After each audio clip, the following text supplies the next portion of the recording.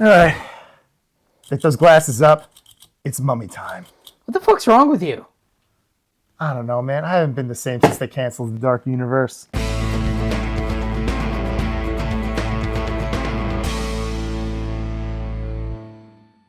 Welcome back to the Out of Touch podcast. I'm Chris, that's Bill, and today we're watching The Mummy from 1932.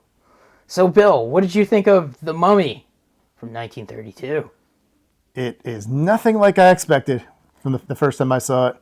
It is kind of different than I thought, but at the same time, and this is obvious probably, but kind of reminded me a little bit of the Dracula movie. Oh, they 100% just copy and pasted a lot of the plot from their version of Dracula. And the fact that it's got the same guy that played Van Helsing, just playing another doctor guy that kind of knows what's going on. Yeah, it is interesting. Years later, they would probably just say that character was Van Helsing again instead of a different guy. Yeah, it's weird too because the movie's from 1932, takes place in 1921. Well, it starts in 1921, then a time jumps. Oh, okay, that's right. The opening scene is 1921, then we jump to the 30s. Okay, it's 10 years later, so it takes place in the present then. Okay. The then present, yeah. Yes, the then present. And the funny thing is, it's because I said it the first time I saw it. This was maybe like the second time I've seen this movie, that the pop culture memory for Universal mummy movies is not this movie. It's the other mummy movies that are actually about a different mummy. Okay. Because this mummy is Imhotep, which they reused for the Brendan Fraser movie. Yes. But all the other mummy movies from the 30s, 40s, or whatever followed a mummy named Karis, I believe was the name. Okay. And to add to my confusion, when Abbott and Costello met the mummy, their mummy was named Clarice. Interesting. I mean, I will say it was interesting that the Brendan Fraser movie pretty much took the Imhotep backstory. Yeah, pretty much. Yeah. Yeah, it's like the same thing. I mean, everything else is completely different in this movie. They made the Imhotep story a little more gruesome, like they cut his tongue out and things like that. Yeah, but like the whole thing of Imhotep being mummified alive. And the stuff with a Nox on a moon. Being in love with, the love thing. Yeah, the reincarnation thing kind of going on too. A little bit, yeah. I was like, oh, wow. Yeah. I'm like, huh. I was not expecting that. I guess I just thought like a mummy movie from the 30s, it's just going to be like that episode of Aqua Teen Hunger Force where they find the mummy and all the mummy does is say, curse. That might be some of the other ones. I've never seen them, but I know those are the ones with the fully bandaged mummy shuffling around, attacking people and stuff. Yeah. This isn't that. No, not even close. We only get like one scene where he kind of looks like how you'd think the mummy would look. Yeah. Yeah, I will say, though, it's Boris Karloff, the Frankenstein monster himself. Right. With just enough makeup on his face that he almost does look like a living corpse. Yeah. It's really well done. It does look kind of creepy. There's a lot of things in this movie that are kind of interesting. Like, the fact is, like, the one guy who opens up the container, who takes the scroll out, and then I guess him opening the container makes the mummy wake up. Yes. And he just, by seeing the mummy, just literally instantly goes insane. Kind of like he was like Joker gassed. Almost. He's just like laughing. Like it's just like, this is like so nuts that I can't even believe reality anymore. And he just like went insane. And he laughed himself to death or something? Yeah. Well, I thought they said he was alive, but he was in an asylum. No, I think they said he died in an asylum. Oh, okay. Or something like that. That's insane. They do say he died. Yeah. There's a lot of off-screen stuff. Like, there's no discovery of Imhotep's tomb or anything like that. The movie opens up, it's like, well, we sure did find Imhotep. Boy, this tomb we found sure is different. It's already happened. They already found it. Hell, the sarcophagus has already been opened. Yeah. Like, none of the things you think you'd see happen, because it's already happened. It happened off-screen. It still has that, like, early talky stage play element where it's like, well, we don't show that. Why? I don't know. We just don't. Yeah. Yeah, it's very much that. It's also got that like 1930s stuff to it where it's like, boy, these artifacts sure are rare and old. Let me just light this cigarette next to them and, it'll be fine. And I'm just going to not put on gloves and open this stuff up, I mean, maybe the actual real ones had gloves on. I don't know. Maybe. Maybe just to keep their hands clean. Yeah. Sure wasn't like, hey, there could be ancient germs in here or something. It's just like, nah, it's fine. And to be fair, some people theorize that's what killed some of the people that opened up King Tut's tomb. Yes, that's what It wasn't I a read. curse, it was germs. Yeah. It was always germs. Yeah, it was just like decomposing body for like thousands of years, which, it's pretty insane how old like Egyptian stuff is in general.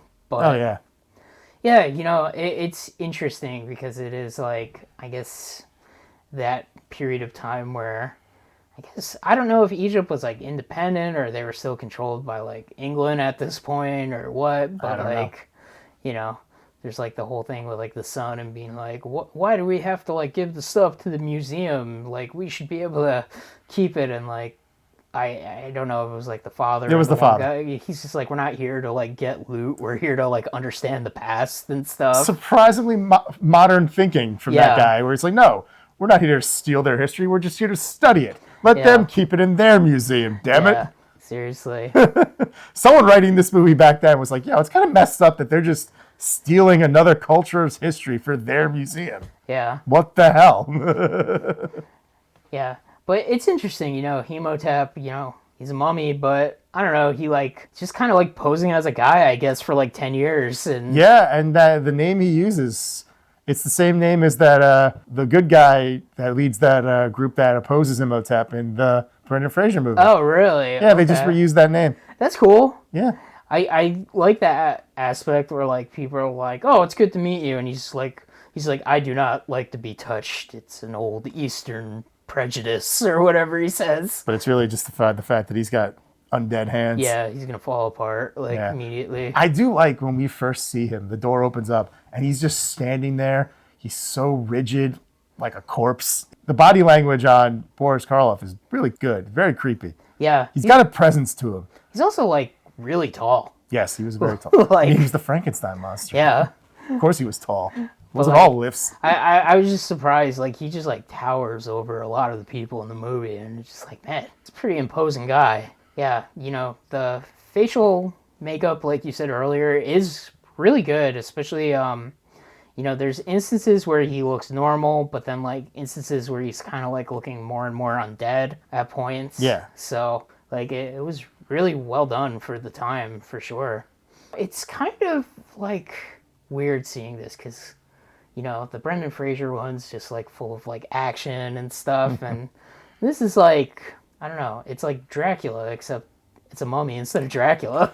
Yeah, it's pretty much what it was. It's because it's not the shuffling monster mummy from later, where it's more like the Wolfman or the Frankenstein monster, where it's like a ghoul out to get you. This is a man with a plan. Yeah. He also, like, his powers are like, I guess, they're kind of like subtle powers, but at the same time, Mostly like very much like there. Yeah, he's got like hypnosis abilities and things like that. Yeah, but like he can also like make people like die from like, I guess, like a heart attack from like a distance or something.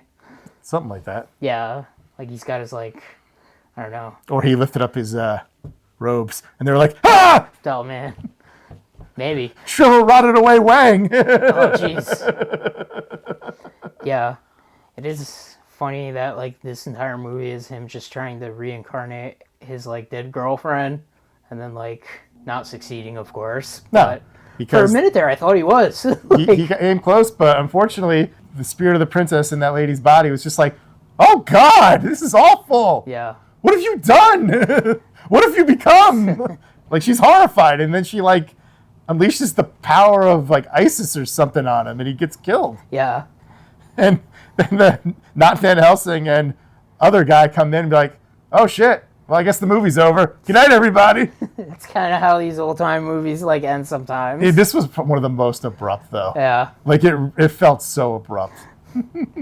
Yeah, definitely.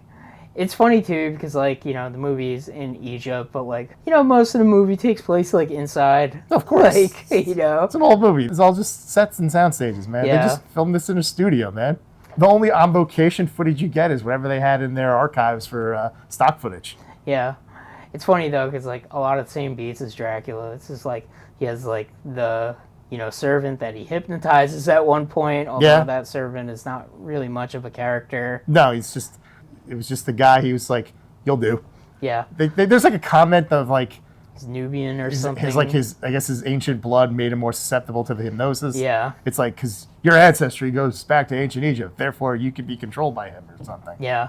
That's what that's what it sounded like. Yeah, and it's weird too because Imhotep, he wasn't like a pharaoh. He was like the high priest or something. Yeah. So Yeah. that's what makes him powerful. Yeah, it was him trying to resurrect the princess back in ancient times that got him shoved in a sarcophagus to begin with. That's true. It's like, how dare you perform this black magic? Kill him! And then kill the people that killed him! And kill the people that killed them! Yeah, it's interesting too because like, you know, even though like it was just like you're like a heretic and stuff, they still like went through like the most of the rituals for burying somebody. But they scrape stuff off like the casket, all like the protection prayers and things Yeah. like that. All the stuff that's meant to help him. Yeah, and they like mummified him alive. They but didn't mummify him, they just wrapped him up and they chucked just- him in a box. Yeah, they just wrapped him up. Yeah. Like they didn't do all the stuff. No. There was also like in that sequence, that like flashback, a shockingly graphically violent image for a movie from this era. It was just a dude with a spear through him. Oh yeah. Like, obviously we don't see it go through him, but we just like see it and like just both ends just poking out of him. I'm like, oh shit. They can't even show Dracula biting a guy, but this dude's got a spear through him. Slip through the cracks. I mean, I imagine in post-Hays Code, that one shot probably got cut out for years. Probably. Yeah. It's interesting though. You know, it's funny too. He has like a pet cat at one point, just there because they're like Egyptians like cats. Put a cat in there. and have him kill a dog. People like dogs. Yeah, I guess so. Yeah, that one girl has a dog for no reason, but So they could kill it. yeah. Just another bad thing for this bad guy to do. Yeah, it's weird too because like, you know, it's like the same thing like in the other Mummy movie where it's just like, okay, like what's Imhotep's like end game? It's just like get my girlfriend back and then we're gonna like live happily ever after. Yeah, he had no plans beyond that. Like- this wasn't like the Brendan Fraser Imhotep who was like, get my girl back and then conquer the world. Yeah. This was like, get my girl back and we're gonna bang. Yeah. It's like, and then what? Like, just like have a family of like little mummy children He just wanted. going to parent-teacher conferences in this modern world that you don't understand. Then again, I guess he's been around for like 10 years in the modern world. So He's probably acclimated a bit at that point. yeah, he knows what's up. Yeah, he'll just stay off the grid. He's like, oh, we'll stay over here. Yeah, he learned English pretty fast. Yeah, definitely. Yeah. Yeah. Unless it took him 9 years and 11 months, and that's why he didn't start doing anything for a decade. Yeah, that's true. It's like, I got to be able to communicate with these damn Englishmen. Yeah. He's just sitting there, like, wait, how can that be there and that be there and that be there, but they mean different things and they're spelled different? What does that mean? Yeah. He just gets just screaming about that. Oh, man. Yeah, so weird. But Imhotep is kind of, he's like a bad guy, but it's weird because like his only plan is to bring back his girlfriend. Yeah. And like he's just gonna like kill people. Kill anyone that gets in his way or Yeah. sacrifice whoever needs to be sacrificed in order to do it. It's like, oh, I'll sacrifice your body and soul. Oh, you're in the way, I'll kill you. Yeah. I just took a scroll in front of you. I don't care that you laughed yourself to death. It's interesting too that like the thing with the one guy, I think his name was Frank, he has like the pendant of Isis and then like immediately decides like, even though the doctor guy's like, hey, don't take this off because you know, the mummy wants to like kill you, but he's not gonna kill the girl. So he's just like, okay.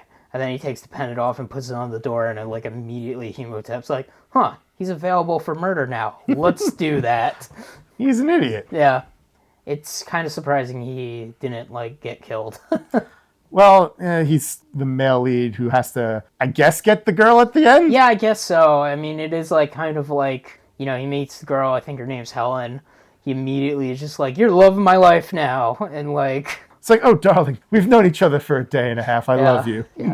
It's been 11 minutes and I already know. It's like, you're great and we're going to get married and it's going to be awesome.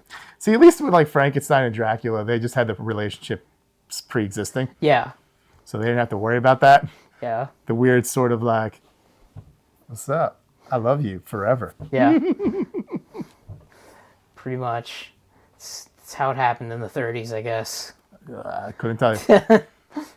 Let's find out. 22 Skidoo or whatever they did back then. Something Great Depression. Oh yeah, that happened around that time too, huh? It's kind of happening during that time, I'd say. Yeah, I guess that's true. Yeah, 30s weren't good. You know, this movie is unique because, as I mentioned before, there were other mummy movies, but they were about a different mummy. So this makes it one of the only of the old Universal horror movies that doesn't actually have a sequel. They're just different mummy movies. Yeah. Because Dracula has at least one direct sequel, and Dracula's Daughter. The Wolfman's direct sequel is Frankenstein meets the Wolfman, but it's still a sequel. And Frankenstein has a million sequels. But then it's just, there's The Mummy, and then there's other mummy movies, which I think some of them are sequels to each other. Okay. But this one is by itself.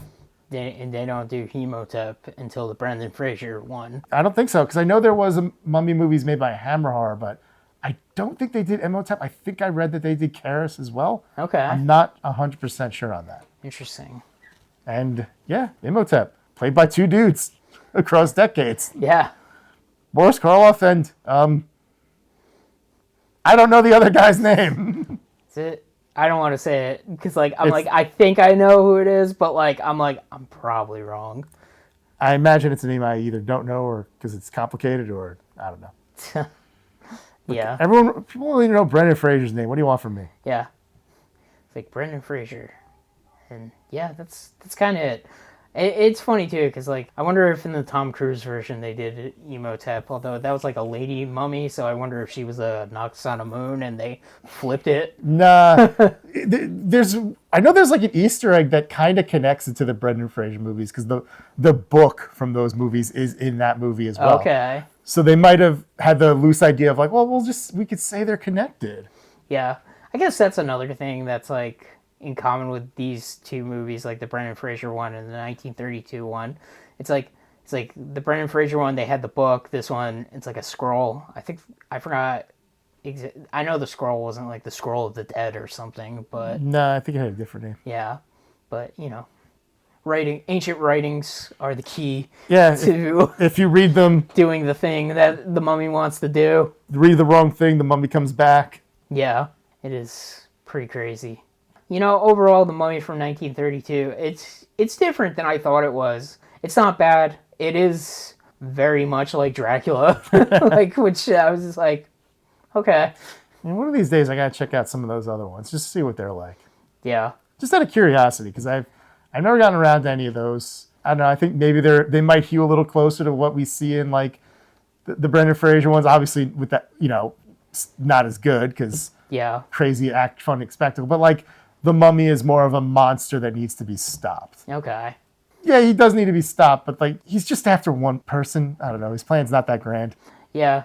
It's weird too, because The Mummy portrayed in popular media, it's from the other ones. Yeah. The fully bandaged mummies. I remember Courage the Cowardly Dog with Return the Slab, with the mummy and stuff. And that's the mummy that chases Abbott and Costello. It's that kind of mummy. Yeah. But this is more of a calculating villain we see in the Brendan Fraser movie. That confused me when I saw the Brendan Fraser movie the first time. I'm like, that's not what the mummy's like. I was wrong though. He's silly and you can grab his bandage and then unravel him and then he disappears. It's just because a lot of the time he's just a guy. Yeah. But that's the movie. He kind of just looks like a guy. Yeah. Albeit a little kind of like a rotted corpse. Yeah. That makeup is held up really well. I just can't compliment it enough. Looks good. You know? And at the end they defeat the mummy and that's it. Movie's over. Movie is over abruptly. And I guess the podcast is over abruptly too. Yep.